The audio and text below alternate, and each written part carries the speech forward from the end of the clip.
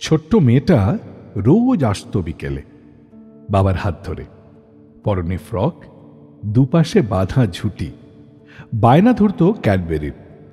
সাথের মানুষটা পরম মমতায় আবদার মিটিয়ে দেওয়ার আশ্বাস দিত। অমনি এক গাল হাসিতে ভরে উঠত মেয়েটার মুখ। মেয়েটা এখনো আসে। সাথের মানুষটি বদলেছে, পরনে এখন সালোয়ার কামিজ, কখনো বা বেনি, কখনো বা হাত খোপা। বয়স বেড়েছে মেয়েটির।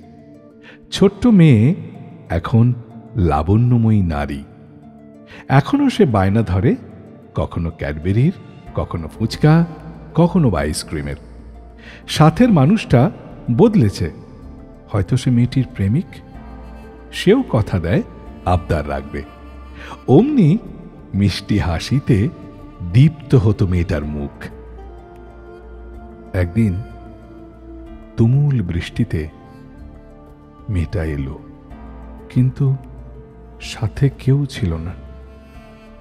বর্ষার প্রবল ধারার সাথে মিশে গেল মেয়েটির চোখের নোনা জল।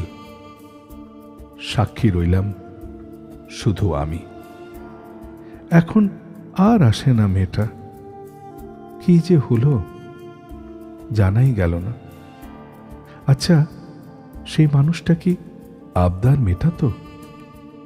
সেই প্রেমিক, ও কি কথা রেখেছিল? আদৌ কি কেউ কথা রাখে? জানা হলো না অনেক কিছুই।